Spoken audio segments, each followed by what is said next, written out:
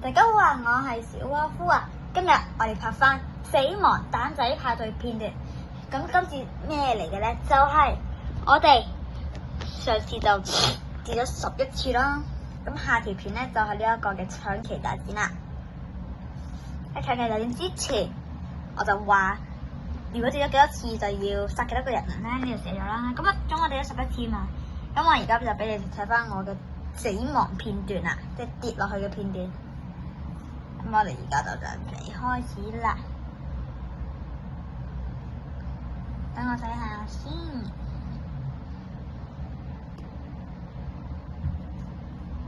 第一個呢度已經開始第一個啦。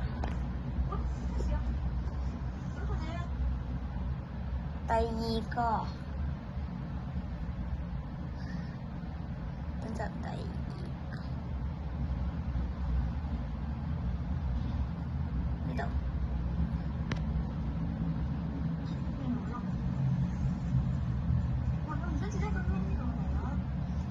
第三次。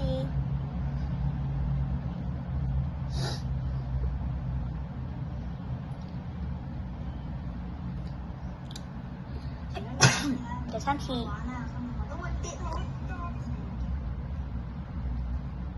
第四次喺呢度。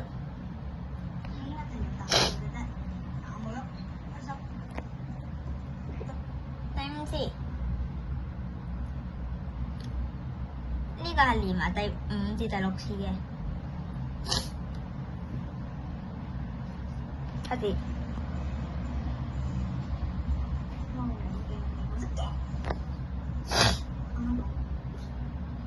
之後就去到第7次啦。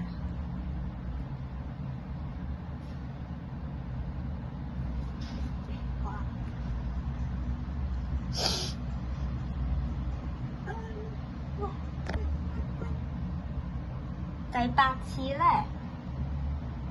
喺呢度。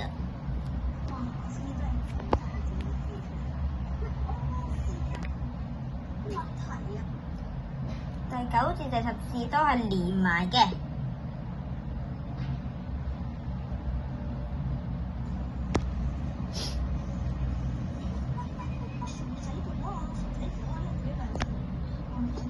第11次。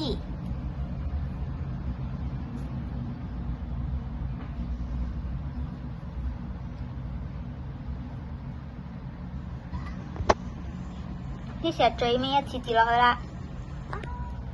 好，跌咗11次之後就去到終點啦。咁最後我都俾你睇翻有一個精華片段嘅精華片段，而家即刻俾你去拉翻睇翻。呢個精華片段係呢個嘅呢條片，我都覺得呢條片係最勁係呢一刻。